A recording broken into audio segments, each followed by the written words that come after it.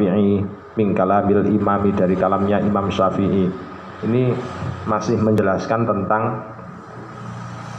tentang wadah yang terbuat dari emas dan perak. Jadi emas dan perak, kalau langsung terbuat dari emas dan perak itu adalah tidak diperbolehkan. Disebabkan karena apa? Disebabkan karena emas dan perak itu adalah termasuk bagian dari barang yang dimuliakan. Jadi barang yang, sehingga kemudian kalau misalkan dipakai untuk wadah barang-barang yang tidak wadah-wadah yang sifatnya untuk kencing, untuk tempat makan dan lain sebagainya, maka hukumnya adalah tidak boleh. Tetapi yang menyebabkan boleh itu adalah kalau ada ilat hajat. Jadi yang menyebabkan boleh itu kalau ada ilat hajat. Tapi kalau nggak ada ilat hajat, maka hukumnya menjadi tidak boleh. Artinya kalau misalkan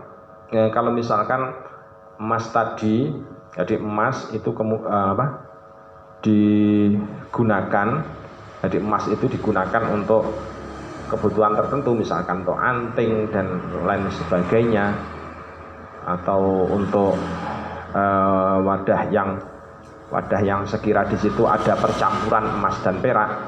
Tapi kalau ada unsur hajatnya, maka hukumnya diperbolehkan, kecuali untuk laki-laki. Kecuali untuk laki-laki ya. Jadi hajatnya diperbolehkan disebabkan karena adanya unsur hajatnya tadi. Kecuali kalau untuk laki-laki yang tidak dibolehkan, sebab kalau laki-laki memakai maka nanti ada hubungannya dengan istilah khuyalaan. Apa itu? Sombong. Ada unsur kesombongan. Termasuk memakai emas itu sebagai tempat untuk buang hajat, itu kan juga termasuk ada unsur khuyalaan. Jadi tidak bolehnya itu disebabkan karena ada unsur kemiripan dengan sombong. Nah, permasalahannya kemudian bagaimana kalau misalkan emas itu yang disepuhkan. Jadi emas dan perak itu dipakai untuk menyepuh. Masih aja kamu itu. Jadi emas dan perak itu dipakai untuk menyepuh. Namanya menyepuh itu kan tidak pakai api. Orang nyepuh, jadi misalkan tembaga kok disepuh dengan emas, menyepuhnya itu tidak pakai api, tapi pakai cairan tertentu.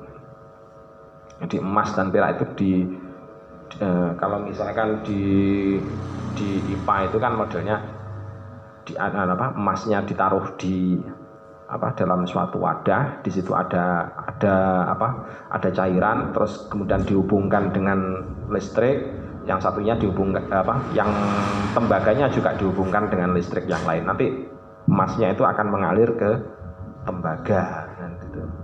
Dan proses yang semacam itu adalah menyepuh. Nah, kalau tembaga yang disepuh dengan emas tadi itu hukumnya adalah diperbolehkan. Hukumnya diperbolehkan. Penyebab bolehnya apa? Penyebab bolehnya itu karena kilah. Jadi karena kilah, sedikit. Unsurnya adalah karena sedikit. Kalau sedikit maka dianggap makdum. Jadi gitu. Karena sedikit maka dianggap makdum. Jadi disamakan dengan istilah makdum. Makdum itu nggak ada.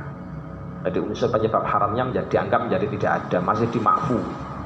Berbeda kalau kondisinya emas itu yang disepuh dengan tembaga, maka ini termasuk emasnya yang kondisi besar, terus kemudian tembaganya yang kondisinya sedikit. Nah, jadi itu yang tidak boleh.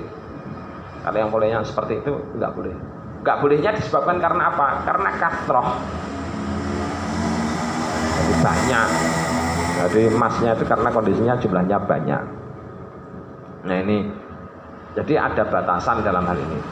Terus dan lagian kalau misalkan emas itu karena tadi itu emas yang dipakai menyepuh tadi itu karena ada unsur sedikit, maka bagaimana kalau emas yang dipakai menyepuh itu ternyata banyak?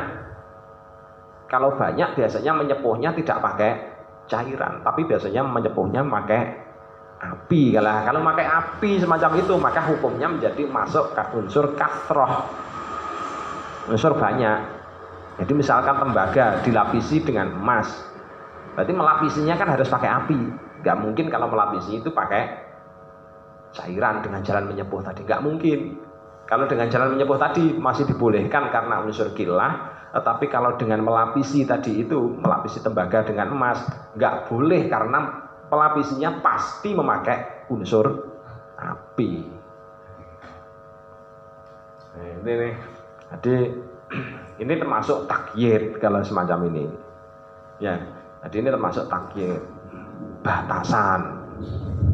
Jadi hal semacam ini termasuk batasan. Sampai usul fikihnya